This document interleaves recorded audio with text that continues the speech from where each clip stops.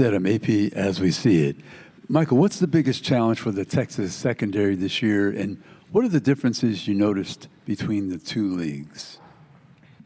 Yeah, great question. The first answer, how are we going to handle success? So we obviously had a lot of success. We had the Thorpe Award winner in our back end. We had a second-round draft pick in our back end. Then we had a couple guys returning. So how are we going to handle success? And are we going to be complacent with that success, or are we going to raise the bar and raise the standard? And what I'm always trying to do is I'm trying to raise the standard and understand that there's a bar, and we got to reset that every single year to keep chasing greatness. Because at the end of the day, if you want your name to be remembered, you got to keep going and keep doing more. And remind me your second question. Oh, the leagues. The second question is, it's different, right? It's a lot different. There's different speeds, there's different atmospheres, there's different weather. But I know in the SEC, what I can tell you about the SEC is you have to be physically prepared every single game. Your body has to be prepared every single game, and there's no game where you can take it lightly. Right side, fourth row.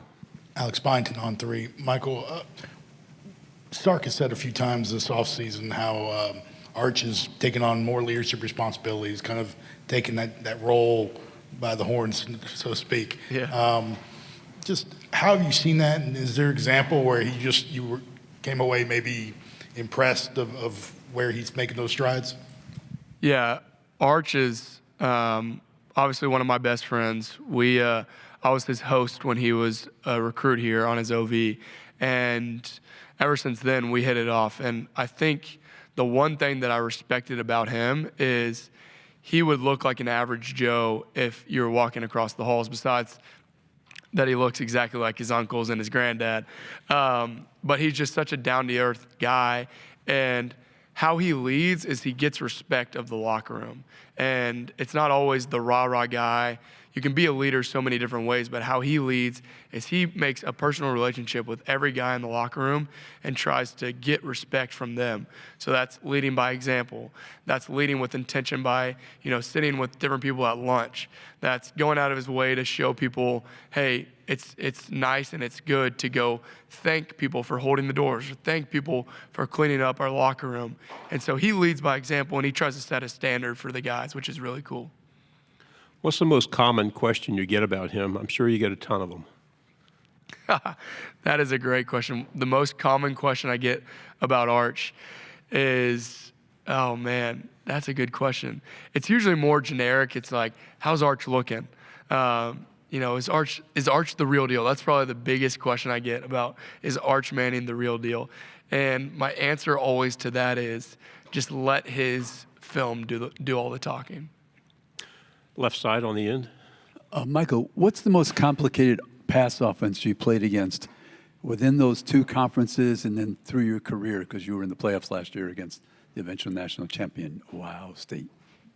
Yeah, every offense that I've gone against has given me some type of trouble, has given me some type of misdirection, some type of scheme. And I think that's a respect to our defense, because they do stuff on film that's different than what they've seen, what they've shown, right? And so I think that's a respect to our defense, because we give them something that they've clearly never seen. But probably the hardest, offense that I've gone against is Washington. When Michael Penix was there, Roma Dunze was there, Joan Polk was there.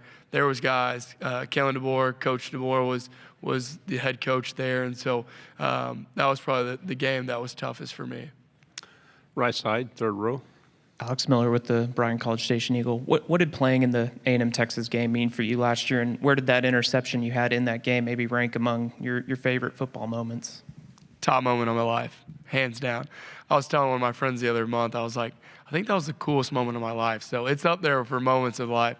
But I think it's so important to know that we had 13 years of no Texas versus Texas A&M rivalry. And then all of a sudden we get it back, and it's in College Station, it's at Kyle Field, and people argue that that's the best atmosphere in all of college football.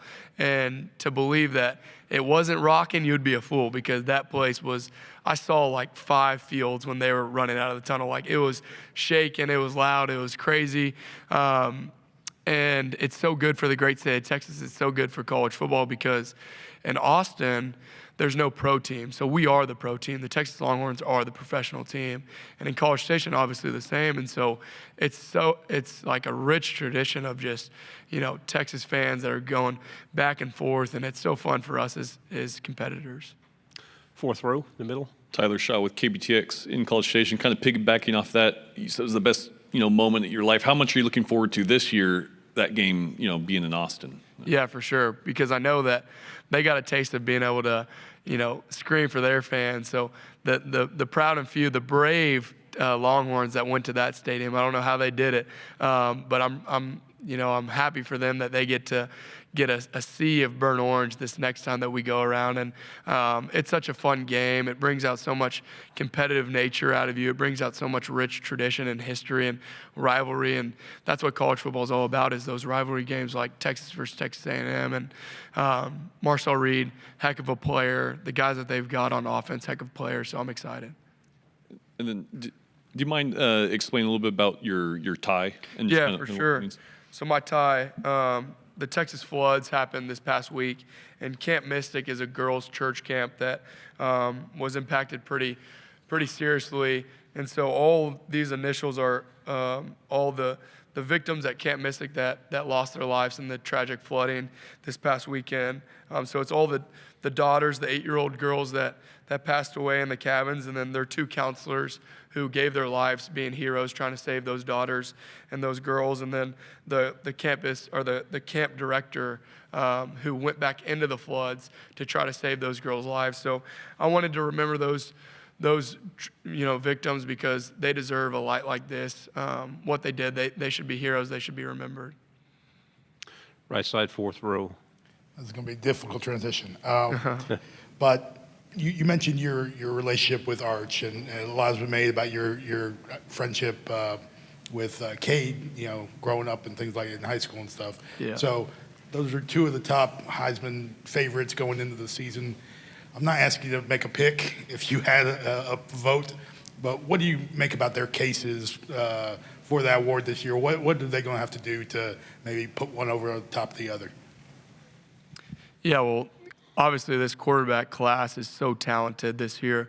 All the quarterbacks in the SEC are really talented alone, but bringing in guys like Cade Klubnik, it makes this roster, this class of quarterbacks so unique, so competitive, a lot of juice.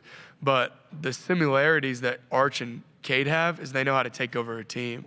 And they know that the team embodies their personality. And so both of them walk on the field, and it's like, all right, it's game time every single time they step on the field. And that's why I respect, both of those guys, because they have that sense of competitiveness that it's like, all right, nobody can stop me. It's really inspiring. Left side, third row. Michael, you played against Ohio State last year and Jeremiah Smith. What were your impressions of him, and how does he rank maybe in the athletes you've competed against? I can't even rank him yet because I got to play him again.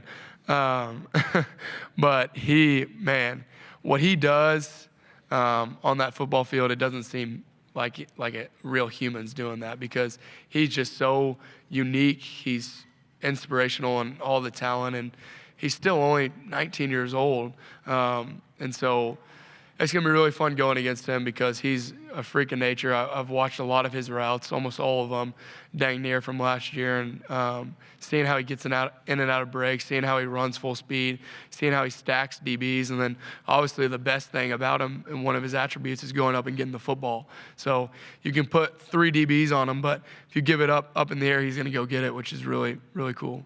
Final question over here on the right. Ask Anthony this, but when did you know Colin Simmons was going to be special, and what is one eye-pop moment for you? You're just kind of like, wow. The second that he stepped on campus, I knew Colin Simmons was going to be a guy. He's one of those guys where coming in that he's a 3-year and out first-round type of guy, and I don't want to put too much pressure on him, but I know that's his expectation for himself. One of the plays was, he wears this long towel in practice. It's one of like a shower towel. And I'm like, oh, what is this guy doing? And all of a sudden he runs up with the ones already, one of the first weeks he's out here, and said, "Hut." A second later, he's getting back to the quarterback, and he's giving our left and right tackles, a heck of a day. So it's definitely easier to play DB playing man coverage when you got him going after the quarterback. Yeah. Say what?